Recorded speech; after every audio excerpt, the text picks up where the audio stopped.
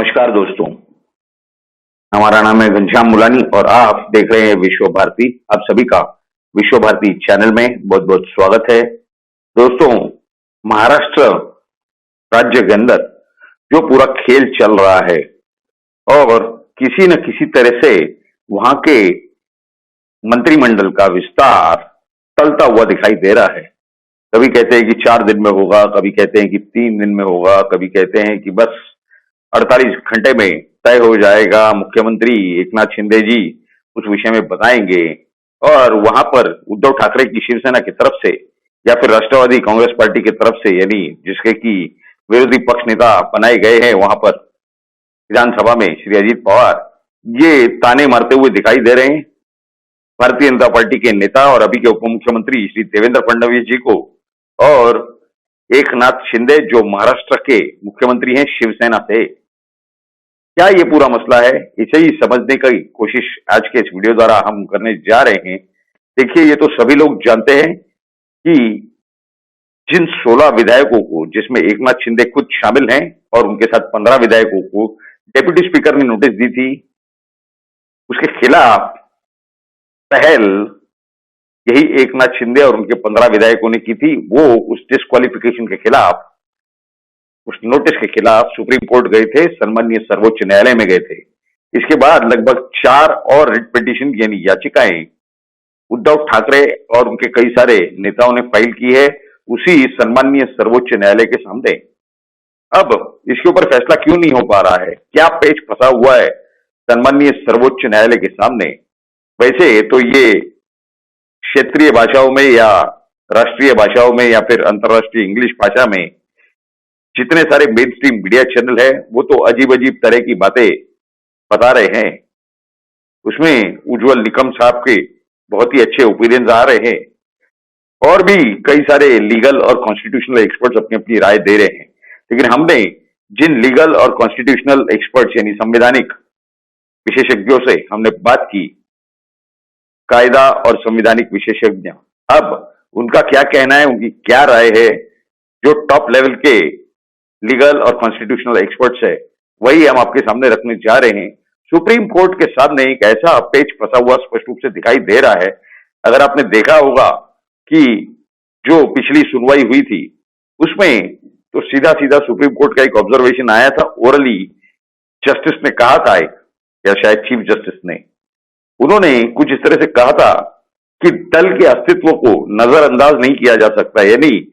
इस तरह से करना लोकतंत्र के लिए, लोकशाही के लिए घातक हो सकता है। सही बात है, किसी भी पॉलिटिकल पार्टी के एग्जिस्टेंस को पूरी तरह से नजरअंदाज कर देना ये डेमोक्रेसी के लिए घातक हो सकता है और ये बात कोई नई नहीं है। खैर, ऐसे पूरे हालात के अंदर क्या होना चाहिए? देखिए, ये तो एक जनरल नॉलेज की बात है कि ये जो पार्टी है ये सिर्फ एक व्यवस्था है। अगर ये मूल हिस्सा माने जाते तो फिर जो निर्दलीय हैं, इंडिपेंडेंट उम्मीदवार, उन्हें चुनाव में खड़े होने का प्रावधान ही नहीं होता, ना ही होना जरूरी था। तो इतना पार्टी, पॉलिटिकल पार्टी मतलब इतना अहम हिस्सा नहीं है इस देश के संवैधानिक ढांचे का। ये एक व्यवस्था मात्र है जिससे कि लोग अपने मनपसंद, जिनके ऊपर वो विश्वास करते हैं, ऐसे उम्मीदवारों को चुन करके भेजा जाए विधानसभा में या संसद में, ताकि ये लोग देश के अंदर जो देश की कानून व्यवस्था है, प्रशासनिक व्यवस्था है इत्यादि के ऊपर सही तरह से नियंत्रण रख सके और सही दिशा में इस देश का एडमिनिस्ट्रेशन यानी सरकार, गवर्नमेंट ये काम कर सके। यही मूल मुद्दा है। लेकिन आने वाले सोमवार को यानी 8 अगस्त को इस विषय पर भी चर्चा साथ ही साथ होनी है। यानी ये जो अभी हमने आपको विषय आपके सामने रखे, इसके व्यतिरिक्त, इसके सिवा, कि क्या ये विषय कॉन्स्टिट्यूशनल बेंच यानी संवैधानिक खंडपीठ के सामने रखना जरूरी है या नहीं। और 99.99% यानी 99.99% ये स्पष्ट रूप से दिखाई दे रहा है कि ये जिस तरह से विषय इतना ज्यादा कॉम्प्लिकेटेड है कि ये संवैधानिक खंडपीठ के आगे यानी कॉन्स्टिट्यूशनल बेंच के आगे ये डेफिनेटली जाने वाला है, रखा जाने वाला है। हालांकि लगभग सभी जो पार्टियां हैं इसके अंदर, शिवसेना हो, एकनाथ शिंदे का गठ हो, संसदीय गठ हो शिवसेना का यानी राहुल शेवाड़े इत्यादि, या फिर राज्यपाल हो, ये कितना भी विरोध कर लें, केंद्र सरकार हो, लेकिन क्योंकि ये इस तरह का संवैधानिक पेश है जिसका निर्णय यहां पर होना या करना बिल्कुल गलत होगा। दूसरी बात, अगर पार्टी को यानी दल को नजरअंदाज नहीं किया जा सकता, इसका मतलब ये नहीं है कि दल जो है, पॉलिटिकल पार्टी जो है वो सर्वे सर्वा है या उनका अध्यक्ष सर्वे सर्वा है। अगर इस तरह से होता तो फिर ये जितने चुनाव लड़े जाते हैं, विधानसभा के लिए हो, संसद के लिए हो, महानगर पालिका, नगर पालिका और आपके जो ग्राम पंचायत है, जिला परिषद हो, वो सिर्फ चिन्ह के ऊपर लड़े जाते, यानी सिर्फ चिन्ह को मतदान कर दीजिए, कोई उम्मीदवार नहीं। और जितने भी चिन्ह, जितनी भी सीटों पर वो चिन्ह विजयी होता, वहां पर उस पार्टी का अध्यक्ष एक आदमी को नियुक्त कर देता, भाई ये हमारा विधायक हो गया या ये हमारा सांसद हो गया, यानी चुनाव के पश्चात। तो इतने असीमित अनलिमिटेड अधिकार न पार्टी के पास हैं, न पार्टी के अध्यक्ष के पास है, बल्कि इस देश के अंदर सन्माननीय सर्वोच्च न्यायालय के सन्माननीय चीफ जस्टिस, उनके पास भी अनलिमिटेड अधिकार नहीं है। हर चीज को, हर यंत्रणा को, हर कॉन्स्टिट्यूशनल अथॉरिटी को, हर संवैधानिक संस्था को इस संविधान के ढांचे के अंदर और संविधान के सीमाओं के अंदर रह करके, उसकी मर्यादा में रह करके अपना कर्तव्य निभाना है, अपना कर्तव्य करना है, अपनी ड्यूटी करनी है। इस तरह की ये सारी व्यवस्था है। लेकिन सबसे ज्यादा रिकॉग्निशन यानी मान्यता चुने हुए प्रतिनिधियों को है, इससे भी नजरअंदाज करके नहीं चलेगा। तो क्या ये जो बहस हो रही थी सुप्रीम कोर्ट की हियरिंग के दौरान कि फिर ये एकनाथ शिंदे इलेक्शन कमीशन के सामने गए हैं, उन्होंने चुनाव का चिन्ह मांगा है, तो इसका उन्होंने जवाब दिया कि अभी तक हमने शिवसेना छोड़ी नहीं है, 10th शेड्यूल अब तक लागू नहीं होता, इनके वकीलों ने बताया। और उन्होंने साथ ही साथ ये भी कहा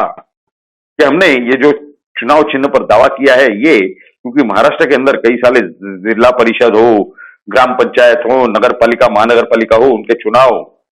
आने वाले हैं, तो हमें हमारे उम्मीदवारों के लिए हमारी ही पार्टी का चिन्ह अगर हम नहीं मांगेंगे तो ये कैसे चल सकता है। चुनाव लड़ने के लिए तो चिन्ह होना जरूरी है। तो ऐसे पूरे हालात के अंदर जिस तरह से ये पेच फंसा हुआ है, पहले तो ऐसी उम्मीद थी, ऐसी अपेक्षा थी कि 15 अगस्त तक ये पूरा पेच खत्म होकर के सम्माननीय सर्वोच्च न्यायालय का निर्णय आ जाएगा। लेकिन अब ये मालूम हो रहा है कि 8 अगस्त से लेकर के 15 अगस्त तक सिर्फ 4 दिन ही वर्किंग डेज हैं, यानी कामकाज के दिन, बाकी सब छुट्टियां हैं। तो 15 अगस्त के पहले इस विषय पे कुछ निर्णय आना ये लगभग नामुमकिन दिखाई दे रहा है। ऐसे परिस्थिति के अंदर अगर इस विषय को लंबा खींचा गया और अगर इसके अंदर 15 दिन, महीना या 2 महीना से ज्यादा समय जाता हुआ दिखाई दिया, तो क्या ये संभावना नहीं है कि एकनाथ शिंदे और देवेंद्र फडणवीस यानी महाराष्ट्र के मुख्यमंत्री और उप मुख्यमंत्री इस साथ में बैठ करके आगे सरकार बढ़ा नहीं पा रहे हैं, कैबिनेट एक्सपेंशन नहीं कर पा रहे हैं, यानी मंत्रिमंडल का विस्तार नहीं कर पा रहे हैं, तो प्रशासन इस तरह से 2 व्यक्तियों के द्वारा चलाया जाना ज्यादा दिनों तक ये ज्यादा कोई फिजिबल नहीं दिख रहा, सही नहीं दिख रहा है। ऐसे हालात के अंदर क्या ये दोनों बैठक लेके यानी कैबिनेट की बैठक लेकर के क्या सम्माननीय राज्यपाल को यहाँ पर राष्ट्रपति यानी महाराष्ट्र के अंदर राष्ट्रपति शासन लगाने की सूचना या एडवाइस या सलाह देंगे, और ये सलाह के बाद क्या ये लोग त्याग पत्र दे देंगे इस सलाह के साथ कि विधानसभा को बर्खास्त किया जाए और राष्ट्रपति शासन लगा करके महाराष्ट्र में दोबारा चुनाव किए जाएं। तो ये सब आने वाले समय में आपके सामने ये बातें स्पष्ट रूप से आ जाएंगी कि आने वाले 15 या 20 दिनों के अंदर अगर इस विषय पर सम्माननीय सर्वोच्च न्यायालय का निर्णय जल्द ही नहीं आता, तो इसके बाद एक जो लोगों के अंदर इन लोगों की तरफ देखने का यानी जनता का एकनाथ शिंदे हो, देवेंद्र फडणवीस हो, इनकी तरफ देखने का एक नजरिया बदल जाएगा कि ये क्या टाइम पास चल रहा है, ये अपने मंत्रिमंडल का विस्तार क्यों नहीं करते। इतना सारा काम महाराष्ट्र में अभी प्रलंबित है, बाकी है कि वो पूरा काम करने के लिए एक मंत्रिमंडल की बहुत ही ज्यादा जरूरत है। तो ऐसे आने वाले हालात में आने वाले 15 दिन से 1 महीने के अंदर क्या महाराष्ट्र के अंदर मंत्रिमंडल का विस्तार हो पाता है, यदि सम्माननीय सर्वोच्च न्यायालय के फैसले के बाद, क्या फिर, क्योंकि अगर सम्माननीय सर्वोच्च न्यायालय ये सारे विषय अगर स्पीकर की तरफ डाल देते हैं कि जो कलम 212 है, आर्टिकल 212 भारत के पवित्र संविधान का, उस हिसाब से इन्हें कोई अधिकार नहीं है स्पीकर के वर्क के डोमेन ज्यूरिसडिक्शन में हस्तक्षेप करने का, तो और कौन सी पार्टी है कौन सी नहीं है पार्टी, इसके लिए संवैधानिक अथॉरिटी ये इलेक्शन कमीशन है, उस विषय में वो लोग तय करें। सुप्रीम कोर्ट अगर अपने हाथ इस चीज से धो लेगा आने वाले 15-20 दिनों में, तो ही कुछ आगे जाता हुआ दिखाई देगा, क्योंकि इसके अंदर जो भी कुछ महाराष्ट्र में हुआ है उसके अंदर कोई भी गैर कानूनी गतिविधि या गैर कानूनी काम होता हुआ दिखाई नहीं दिया है। अगर इस तरह का कोई गैर कानूनी काम होता तो उसके बारे में बहस सबसे पहले की जाती सम्माननीय सर्वोच्च न्यायालय में, ये उद्धव ठाकरे के गठ द्वारा, राष्ट्रवादी कांग्रेस या कांग्रेस द्वारा। लेकिन जिस तरह से कांग्रेस और राष्ट्रवादी कांग्रेस सुप्रीम कोर्ट में नहीं गए हैं, उन्होंने कोई याचिका नहीं फाइल की है, इसे स्पष्ट रूप से नजर आ रहा है कि जितनी कुछ गतिविधियां हुई है वो संविधान और संवैधानिक कानून के जो प्रावधान है उसके तहत बिल्कुल सही तरीके से और सही बात से हुई है। आने वाले 15 से 20 दिनों में, ज्यादा से ज्यादा 1 महीने के अंदर ये स्पष्ट रूप से चित्र सभी के सामने आ जाएगा कि क्या महाराष्ट्र के अंदर मंत्रिमंडल का विस्तार होगा या फिर वहां राष्ट्रपति शासन लगेगा। तो ये सारी जो जानकारियां थी ये आपके सामने रखना बेहद जरूरी था, हमारे काफी सारे दर्शकों की फरमाइश की वजह से। तो ये सारी जानकारी आपको कैसी लगी ये तो जरूर आप नीचे कमेंट बॉक्स में लिख करके आपकी राय हमें बताएं। साथ ही साथ अगर आपको ये जानकारी अच्छी लगी हो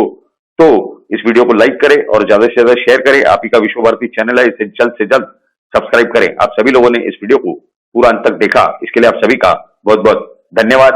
भारत माता की जय, जय हिंद।